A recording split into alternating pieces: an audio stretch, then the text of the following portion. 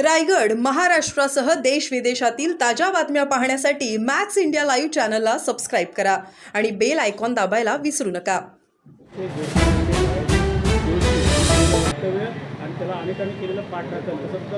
मला वाटतं की RSSच्या भैय्याजी जोशींना भारताची जी प्रांतवार रचना झाली ती मान्य नसावी किंवा त्याच्यावर त्यांचा विश्वास नसावा.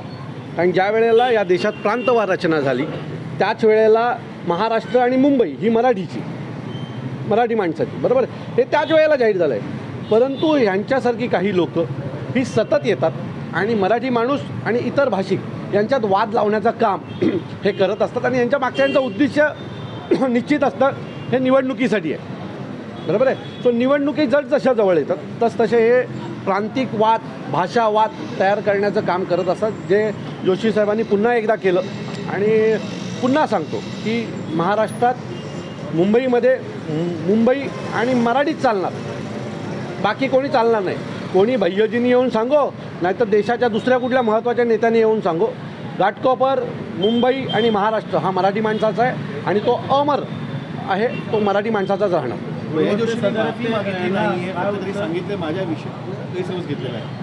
मी पुन्हा सांगतो की त्याने माफी मागितली नसेल तरी निवडणुकीच्या वेळेला हे येऊन महाराष्ट्रातल्या मराठी माणसांच्या पाया पडतात. खरं तर हे सगळं जे चालू आहे हे निवडणुकीसाठी चालू आहे. माझं मत आहे भैय्याजींनी सरळ जावं आणि घाटकोपरच्या गुजराती माणसांच्या घरी भांडी घासावी अशीही मतं मिळणार आहेत. मतांसाठीच तुम्ही करताय ना, बाकी तुमचं काही उद्दिष्ट नाही. आमच्यात एकोपा असताना तुम्ही भांडणं लावायचं काम करता, भांडणं लावून जाता आणि नंतर मग म्हणतात की मनसेवाले मारतात म्हणून. आता हे वक्तव्य जर भारतीय जनता पक्षाच्या किंवा RSSच्या लोकांनी केलंच नाही तर वाद होतील का? खरं यांची इच्छा आहे की आम्ही गुजरात्यांना मारावं, आम्ही इतर भाषिकांना मारावं आणि मग ह्यांना मतं मिळणार. हा यांच्या मागचा या RSS भारतीय जनता पक्षांची नेत्यांची इच्छा असते की आम्ही काहीतरी बोलावं, मग मनसेवाले जातील, मग यांना धुपटतील, मग आम्ही बघितलं मनसेवाल्यांनी मारलं, आता आम्ही तुमच्यासाठी तुमचे वाली आहोत.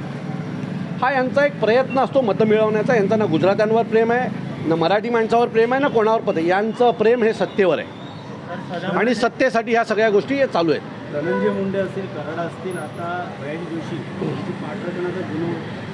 गुणवंत सदावर्ते हा फालतू माणूस आहे. खरं तर याचा गुणवंत ज्यांनी नाव ठेवला तो मूर्ख होता.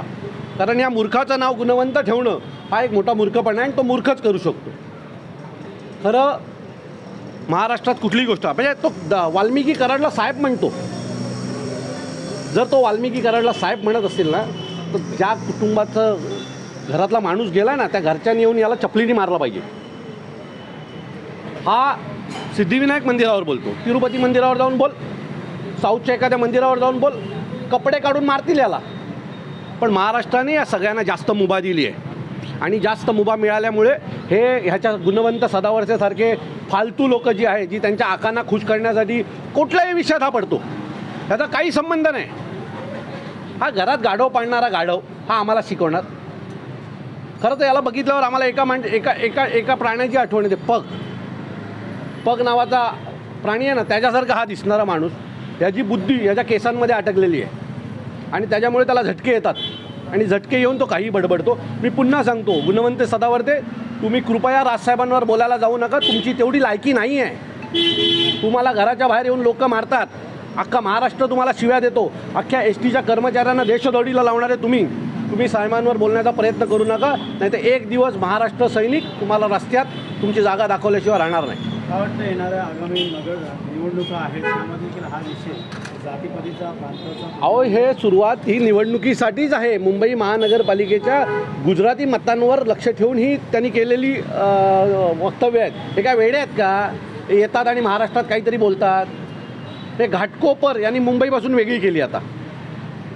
म्हणजे याने प्रांतवार रचनेच्या आतमध्ये जाऊन मुंबईचे पण वेगवेगळे भाग केले. गिरगाव मराठी माणसाची, दादर मराठी माणसाचं, घाटकोपर याचं, बोरिवली त्याचं.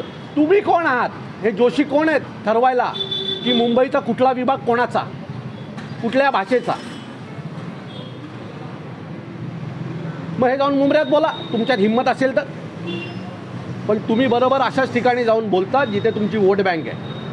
माझी गुजराती भाषिकांना पण सल्ला आहे की कृपया यांची वक्तव्य नीट ऐका. ही का वक्तव्य करतात आणि त्याचं नुकसान कोणाला होतं? आम्ही म्हणायचं का छत्रपती शिवाजी महाराजांनी सुरतवर 2 वेळा हल्ला केला, 2 वेळा आम्ही तिथं ताबा मिळवला म्हणजे सुरत आमचं असं म्हणतो का आम्ही? नाही ना. त्यामुळे बाबासाहेबांनी लिहिलेल्या घटनेवर विश्वास ठेवा आणि त्यांनी जे नियम आम्हाला ठरवून दिलेत, बाबासाहेबांनी ठरवून ठेवलेल्या नियमांचं आम्ही पालन करतो. प्रांतवार रचना जी झालेली आहे त्यांचं आम्ही पालन करतो. महाराष्ट्रात मराठी आम्ही नाही जाऊन बोलत गुजरातमध्ये की हे मराठी महाराष्ट्राचा भाग आहे. मग तुम्ही का सतत येऊन आम्हाला चिडवताय? तुम्ही सतत येऊन या गोष्टी का करताय? का गुजराती आणि मराठी वाद लावताय? गुजराती मराठी वाद लावणारे भारतीय जनता पक्षाचेच नेते आहेत. त्यांची इच्छा असते की यांच्यावर हल्ले व्हावेत. यांच्यावर हल्ले झाल्याच्या नंतर हे जाऊन त्यांच्याकडे जाऊन सांगणार, बघितलं तुम्हाला मनसेवाल्यांनी मारलं, आता आम्ही तुमचे वाली, आम्ही तुमचे आका आहोत, हे दाखवण्याचा ते प्रयत्न करतात. गुजराती माणसांनी पण यांच्या भाषा समजून घेतल्या पाहिजेत की हे का बोलतात, यांची काय इच्छा आहे. हे सगळं मुंबई महानगरपालिकेच्या निवडणुकीसाठी चाललेत.